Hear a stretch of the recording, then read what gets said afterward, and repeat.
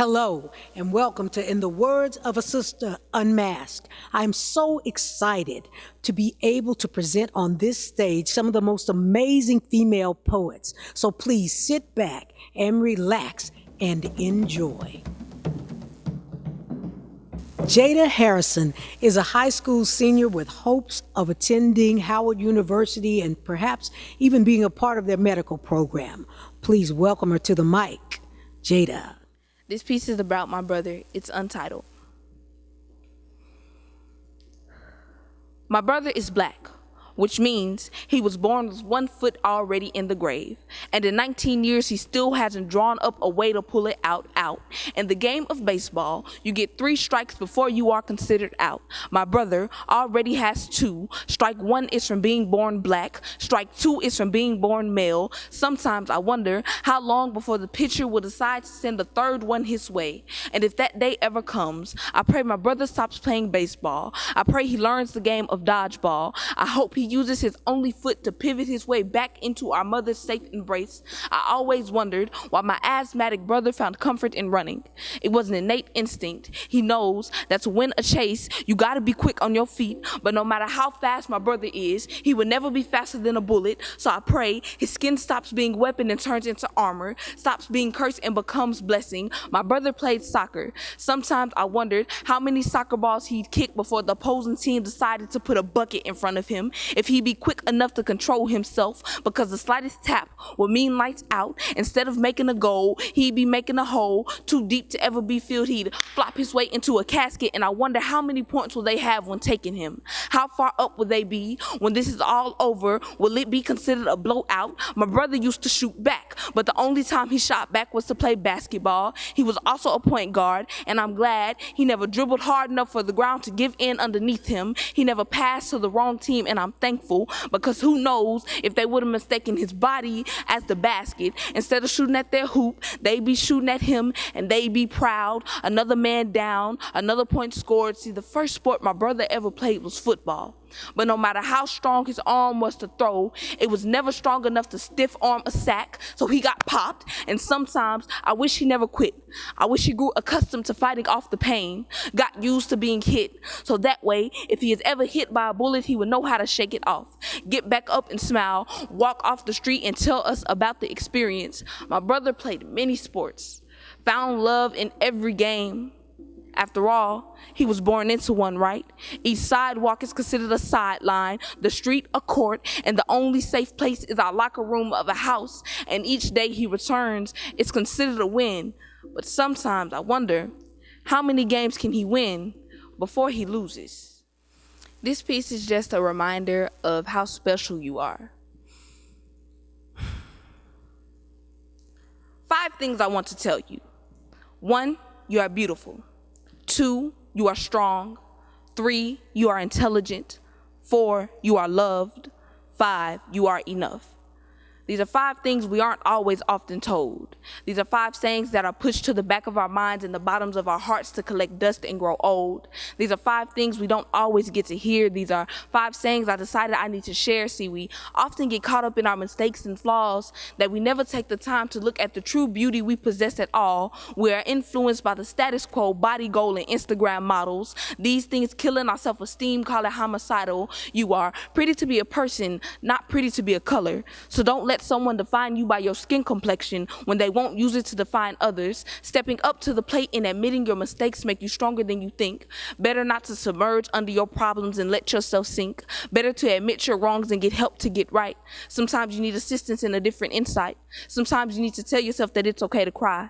Let your emotions flow and then later dry your eyes. And tears don't make you weak, they help you release. Help you put that world and ocean inside you to a cease. A simple hug can give you some peace. My name isn't Beethoven, but this can be for Elise, but this doesn't just have to be for Elise. I know you're smart enough to know that this can be for you. Smart enough to know that in any situation there is a way to break through. You're born an incomplete puzzle, and through life you'll connect the fragments, but some pieces won't match, so you'll delete them out the balance, and some pieces will be the right fit, and then you'll call them perfect. Some pieces will be hard to find, but the search will be worth it. Sometimes you're a piece to someone else's puzzle.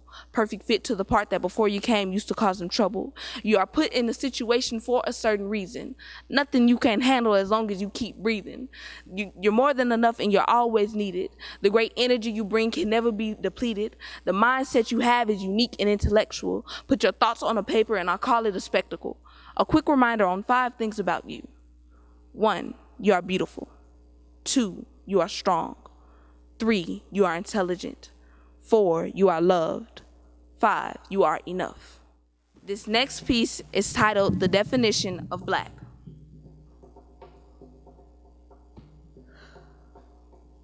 Black. Spelling, B-L-A-C-K. Definition, the very darkest color owing to the complete absorption of light. So in other words, this black be rainbow, be the whole color spectrum rolled into one meaning. This black be remarkable. This black be the greatest creation of mankind. This black be creative. This black be man, be woman, be mother of this earth. That's why our hair looks like trees and feels like wool. Our skin is the color of soil because this black be foundation. Mountains get their curves from this black because this black be curvaceous. This black be beautiful. It will draw in your attention without you asking, and then take your breath away with a smile, meaning this black be charming, be irresistible, this black be cultural, be protective hairstyles, be your granny's cooking, be your mama's tight lips when you ask for stuff in the store. This black be strong, it carries the world on its shoulders, hold on to each other's black. This black be tough and looks good while doing so. This black be powerful, unstoppable. This black be full of knowledge, meaning this black be smart, be talented, be gifted, be the next up and coming star. This black be emotional. Tears be your river water, be your ocean, be the rain for your plants. Laughter be your thunder. This black be proud, be champion, be number one always. This black be loud, be courageous. This black be everything you need. This next poet is an artist and a spiritual teacher. Her latest collection of poetry, There's Life in This Water, is available now on Amazon. Please feel free to purchase it. Please show her some love as she comes to the stage. Tashawn, Nico. It's like water. It's like rain. It's like truth. It's like pain. Can we start over again? To everyone on religion, racism, sexism, consumerism. See, the boundaries drawn for countries, poverty, and war, on loving things and using people. This one's called Sober Poet. Paint is my drug of choice and words my symphony. Blissfully content with the dictionary, a thesaurus, and my dreams. A pad, a pen, torn paper, some color, some pigment. See, I paint with words, I sculpt novels. I write visions, compositions. I see worlds that don't yet quite exist. I see the world I always wanted to live in, to breathe in, to love in and out of, fully and completely. This one's for all the artists out there, all the creators, how we have to do so much to be who we are. We are artists, creators. We are seeds and soil. We are farmers and fisher women.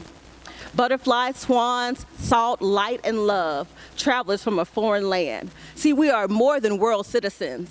We may never know our home galaxy. We are the bridge. We are transformers, innovators, engineers. We turn pain into power. We turn fear into fuel. We propel energy forward.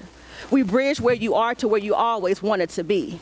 We are mirrors and visionaries. We turn heartbreaks into breathtaking art.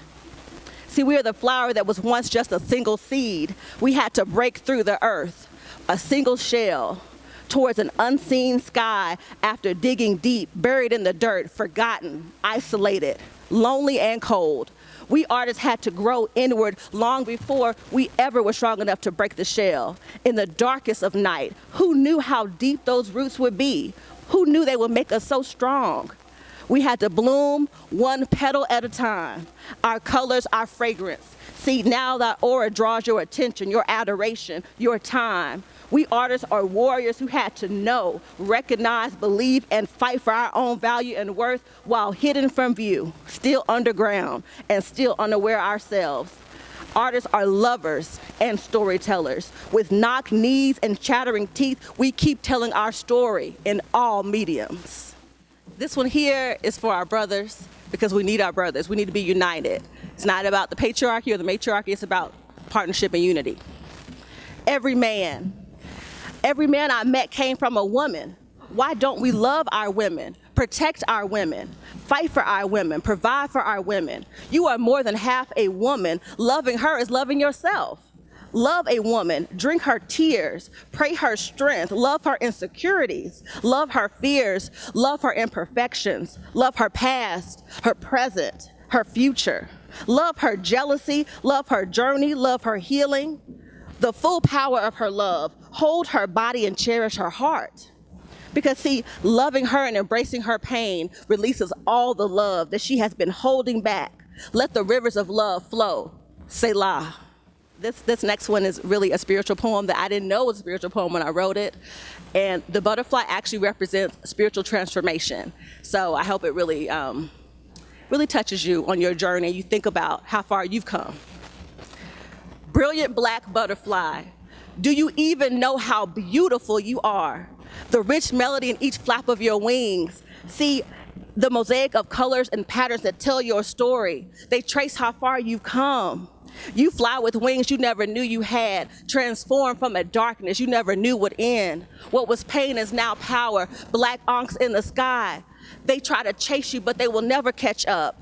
Your dream broke free when you emerged. Your flight is faith metamorphosized.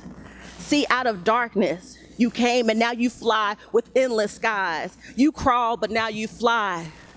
You cried in your isolated tomb. You thought you died, but now you fly. You trace the sun in the most beautiful, the most breathtaking, and the most determined flight. Fly, brilliant black butterfly, fly. Lay your treasure at my well. Whisper the secrets you long to tell. Lean in and see yourself. Kiss my spirit. This next piece is called Woman of Distinction. For all my women of distinction out here. You know why. You may compliment my completion, compliment my completeness, for I am already whole. See, I offer the advice to love me or leave me. I must shine both night and day as stars do. I walk where others dare not tread. I have been chosen, buffed, and ground into refinement. I shine as royalty and a peasant's hope, for my grandeur is not in my garments. I dine with kings and queens. I cherish a friend's dinner table. I live on love, but I'll die for my convictions. I've soared on mountains and I've spent sleepless nights in the valleys. I know both the pain of defeat and the heavy loss of success, the heavy glory of success.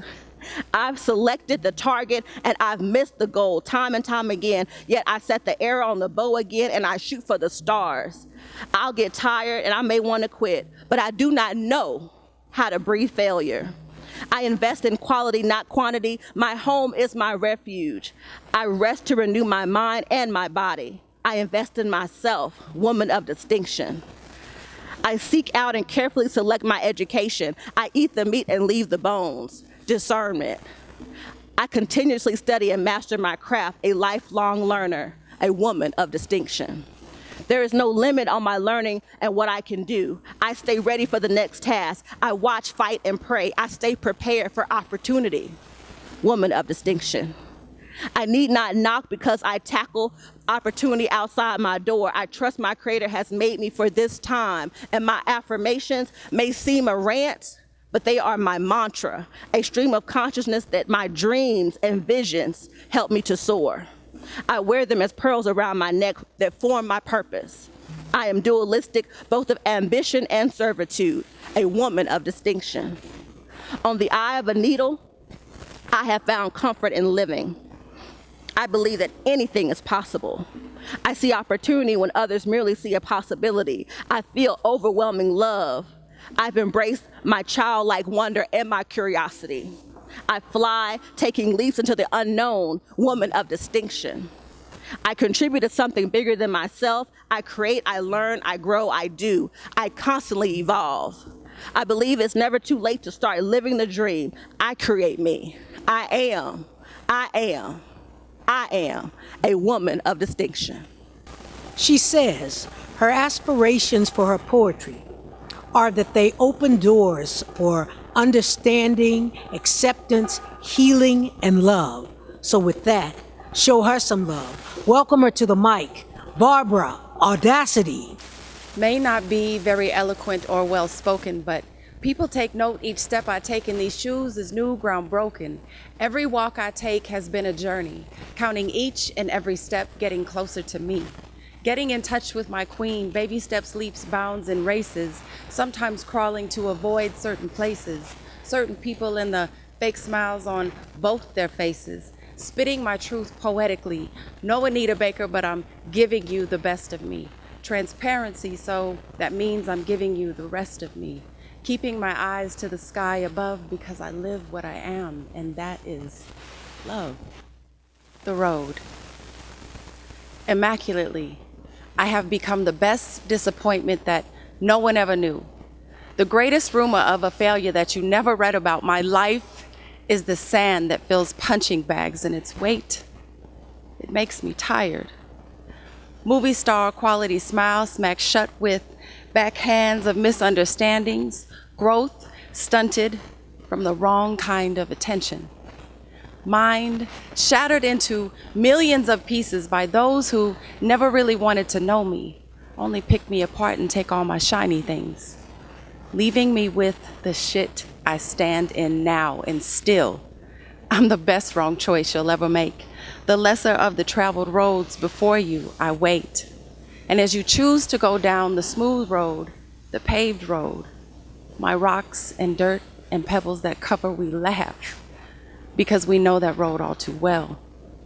And we also know that we'll be seeing you again.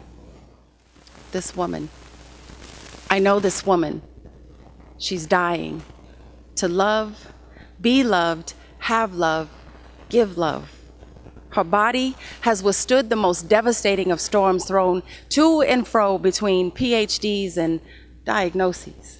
And even with the hardest shove, she stands still, not shaken. I know this woman. She's dying. From the inside out, yet growth cannot help but occur. Prayers and pleas, water with tears, born from sacred pain. Water sprung from the eternal soul, making rivers down her face, coursing into oceans, meeting in the middle of her chest. I know this woman. She's dying for more time, while watching others waste seconds, minutes, throwing away moments over nothing. And she would give anything for more time. Time for laughing children, cooing grandbabies, and the sound of best friends at the kitchen table over girl talk and coffee.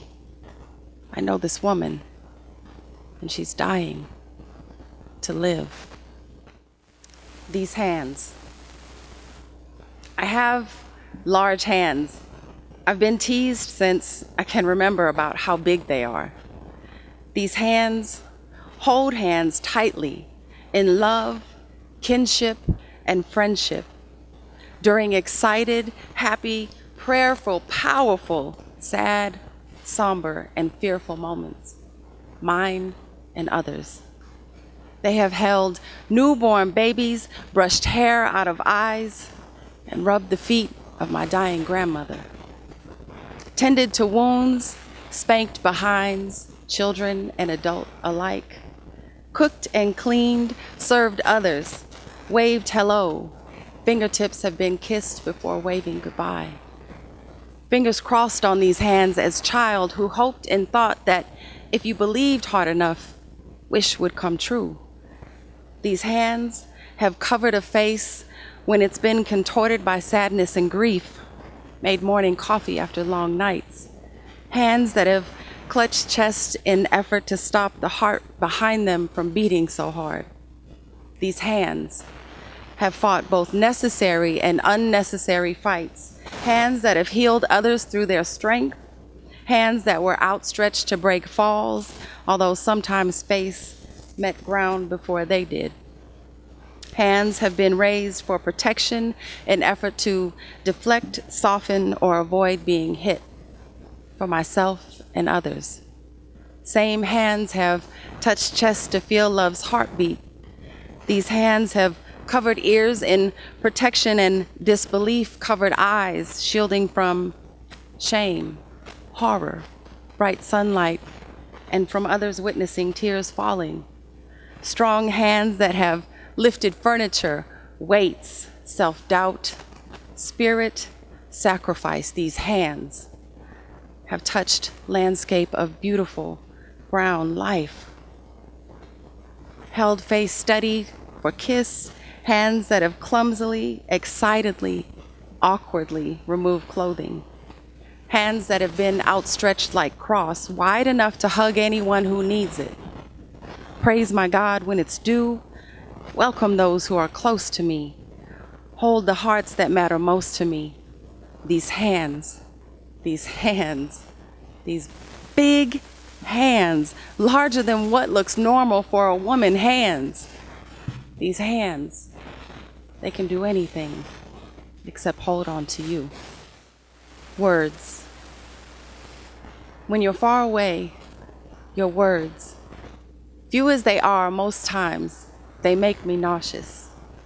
Like ingesting hot rocks into the pit of my stomach, they make taking you so hard to swallow. Yet in your presence, speech is the sweetest honey, oratory that tastes like my favorite chocolate, and I greedily consume every syllable that rolls off that candy tongue, licking each vowel and devouring every crumb of those incomplete sentences from the corners of your mendacious mouth. Your words hold me so close, placing protective hands, embracing me with naughty nouns where voracious verbs attempt to penetrate covered ears, and I hear you. So much so that no truth will travel from outside to inside and be internalized. Having had a mental vasectomy, you ejaculate nothing but words full of themselves. No mind will become impregnated with knowledge or give birth to wisdom. Your words, drenched with lavish liquid promises, fail to quench mentally. Expressions that barely water a parched heart, growing an insatiable thirst, listening to you speak is the equivalent of swallowing sand. Quicksand professions of love and never letting go drag me down slow, easy now. Slow enough so that the descent is barely noticeable until it's too damn late and my mind has been sucked in nose deep, deeper. Your words, they drown, and I'm learning that your arms can't save me from your words forever. Survive, surviving, survival, survived. What do you know about that? Embryonic survival, how my oldest son doesn't even know he had a bounty placed on his head before he could survive outside of my womb. $250 and this problem would be but a memory. This child that nobody wanted except me could be taken out, shot with saline, burned without a stake, and vacuumed from the nourishing soil of my womb like crumbs of the earth that would become the same color of his skin. $250 and I wouldn't be homeless. I mean, we wouldn't be homeless. 16 years old and he just 6 weeks old, not chronological, but 6 weeks gestation. He was a wanted man. They couldn't kill the boy who planted him, so he was the next best thing. My dad offered to pay for his murder, and all I had to do was agree and I could come home. But I wanted my son to survive. And fighting for his survival meant I was signing my death warrant to my family. Kids at my school, they wanted him dead too. Fist fights in the bathroom, elbows to my stomach while passing classes, attempted murder in the school's parking lot. No, seriously.